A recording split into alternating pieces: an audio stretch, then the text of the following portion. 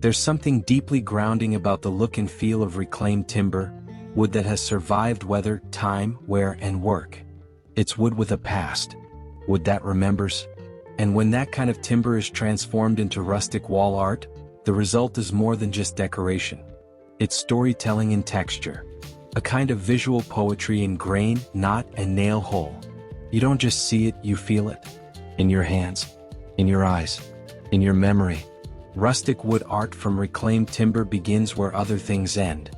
Old barns, fallen fences, deconstructed homes, weathered beams pulled from dusty warehouses, or broken pallets left to rot behind forgotten factories. Pieces that were once structural, supporting roofs or holding up walls, now become expressive, free. They've been stepped on, nailed into, cracked, warped, and bleached by sun and rain.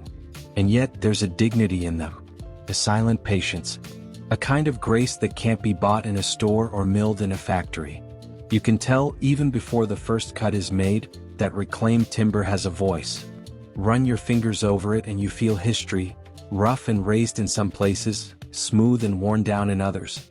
Maybe there's a spot where rust once bled into the grain from a long-gone nail, or where the wood split and healed like skin after a scar. The beauty of rustic wood art isn't in perfection. It's in the imperfections, the uneven edges, the discoloration, the patches of paint still clinging from decades past. These are not flaws. These are features. Every mark tells a story. And that's where the artist steps in, not to erase but to enhance. To frame the history, not hide it. You might start with a large slab of barnwood, grayed out by age but still solid. Cut it into strips of varying width, letting the original patina stay. Don't sand too much. Just enough to smooth the splinters but leave the texture. Mount those strips onto a backing panel in a chevron or herringbone pattern. Already the piece begins to breathe. Already you can feel that it's not just assembled, it's remembered. Or maybe you work with chunks of thick beam ends, each one a square or rectangle, cut to show off the end grain. You arrange them tightly like a puzzle, all different tones, some deep and chocolatey, others pale and dry.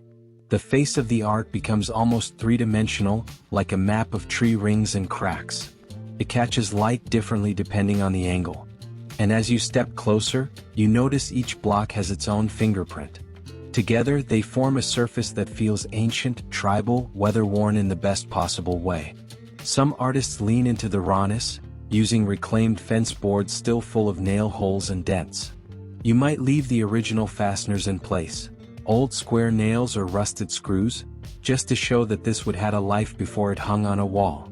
Maybe you frame the entire piece in blackened steel or wrought iron, giving it a touch of industrial edge that contrasts beautifully with the organic warmth of the wood. There are endless compositions, horizontal stripes, chaotic mosaics, mountain silhouettes made from angled boards, sunbursts radiating from a central point, even landscapes formed from stained and layered wood like an abstract forest.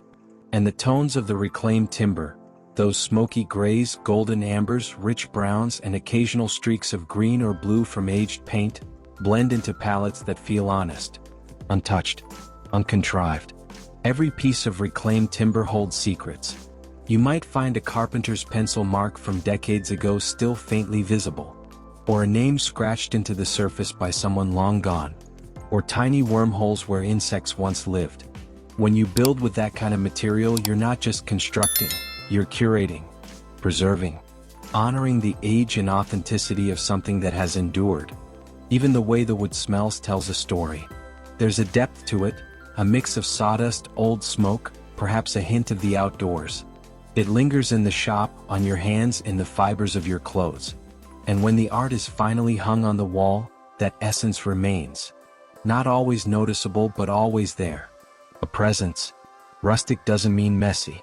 It means lived in. It means warm and human. You can create intricate symmetry from old planks, cut with precision, laid out like a quilt, glued and clamped with the care of a cabinet maker. Or you can go the other direction. Build something asymmetrical and wild, a collection of driftwood and floorboard, splintered and stacked in layers, reaching out like a wooden wave frozen in time. Both paths are valid.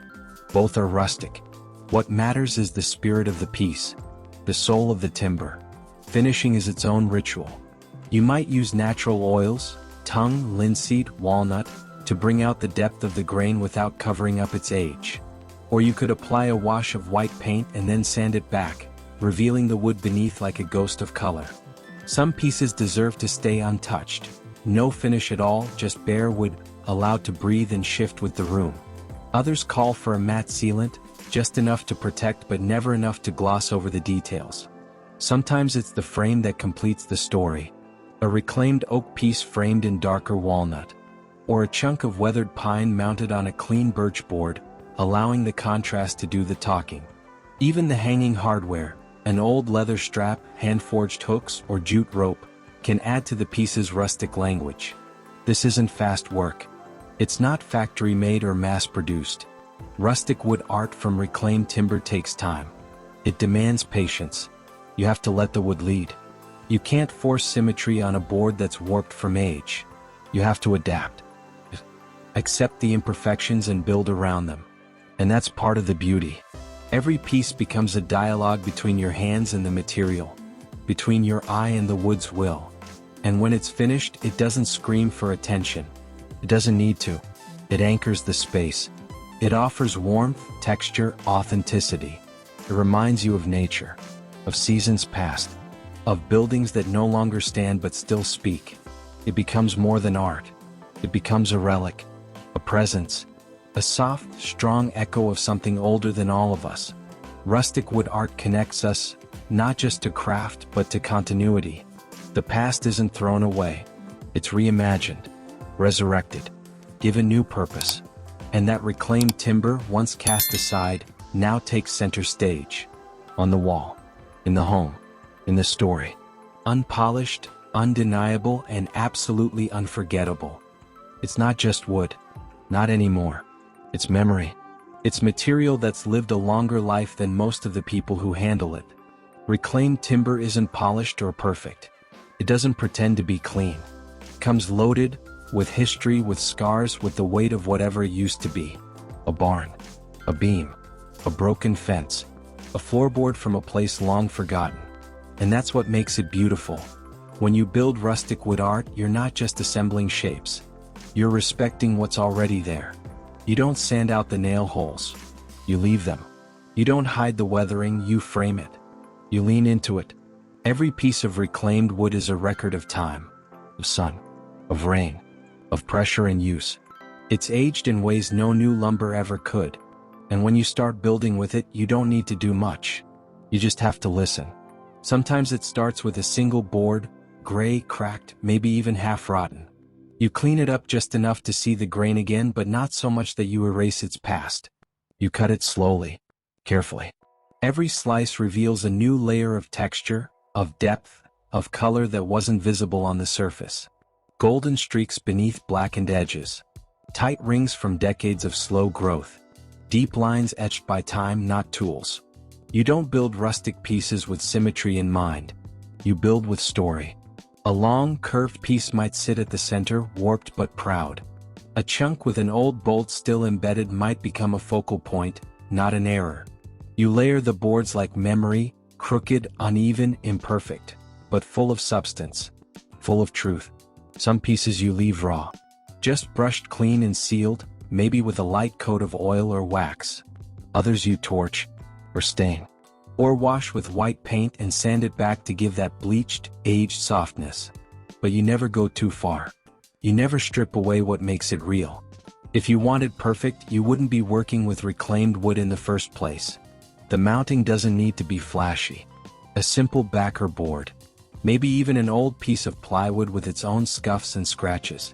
The art isn't in the polish. It's in the weight. In how the piece holds itself, even when nothing about it is straight. Even when it looks like it was pulled out of a field yesterday. Because that's the magic of rustic design.